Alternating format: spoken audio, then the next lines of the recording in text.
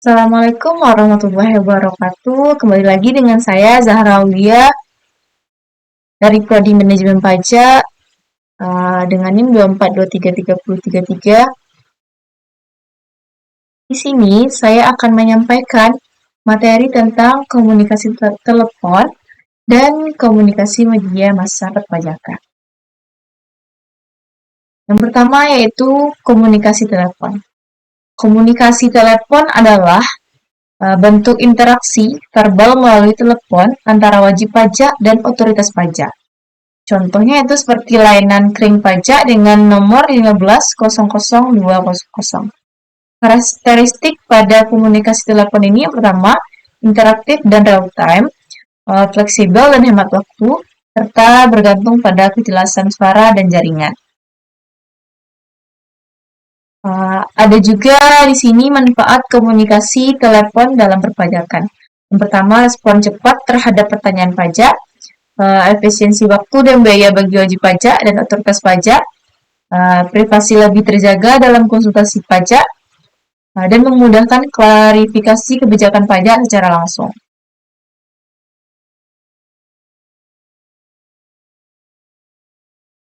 Selanjutnya, kita akan membahas kelebihan dan kekurangan pada komunikasi telepon. Yang pertama yaitu kelebihan. Yang pertama, pada kelebihan yaitu respon cepat dan interaktif. Yang kedua, menghemat waktu dan biaya, itu hanya menggunakan biaya penelponan saja. Selanjutnya dapat direkam untuk bukti komunikasi dan bisa diakses di mana saja. Kalau untuk kekurangan di komunikasi telepon ini, yang pertama itu tidak ada ekspresi wajah atau bahasa tubuh sehingga rawan disalahartikan. Yang kedua bergantung pada jaringan telekomunikasi.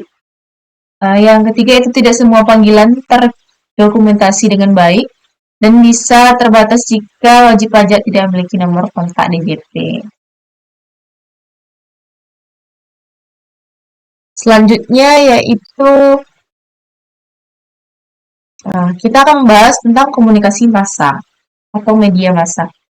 Pada komunikasi media massa, ini adalah bentuk komunikasi yang mana penyampaian informasinya itu seperti melalui televisi, radio, surat kabar, dan internet. Komunikasi media massa ini digunakan untuk sosialisasi kebijakan, edukasi, dan kampanye kepatuhan pajak.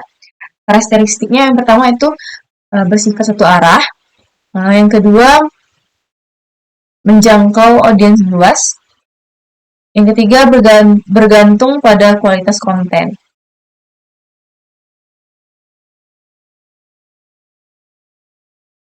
Selanjutnya, manfaat komunikasi media massa dalam perpajakan. Yang pertama, menjangkau audiens yang lebih luas. Yang kedua, meningkatkan kesadaran dan pemahaman pajak di masyarakat. Yang ketiga, membantu opini publik yang positif terkait pajak. Yang kelima, menyampaikan informasi pajak secara berulang dan konsisten. Selanjutnya, ada juga kelebihan dan kekurangan dari komunikasi media massa. Pada kelebihan, yang pertama dapat menjangkau banyak orang sekaligus. Yang kedua, informasi dapat diakses kapan saja. Yang ketiganya cocok untuk sosialisasi kebijakan pajak. Pada kekurangannya, yaitu yang pertama, tidak semua orang mengakses informasi pajak melalui media massa. Penyebaran informasi bisa berupa hoax, dan hoax tersebut dapat mengganggu pemahaman masyarakat. Yang ketiga, yaitu tidak memungkinkan interaksi langsung dengan masyarakat, karena ini melalui media kayak sosial, web, televisi, dan radio.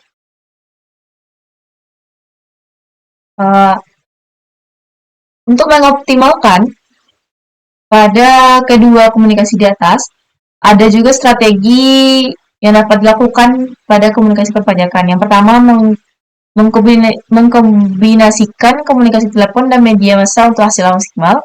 Di media komunikasi telepon dan media massa itu digabung. Yang kedua, melatih petugas pajak dalam komunikasi yang jelas dan profesional. Yang ketiga, memanfaatkan teknologi AI untuk layanan telepon yang dapat meningkatkan literasi digital wajib pajak agar lebih mudah mengakses informasi perpajakan. Yang kelima, menyediakan layanan komunikasi berbasis multimedia seperti video edukasi dan webinar interaktif lainnya.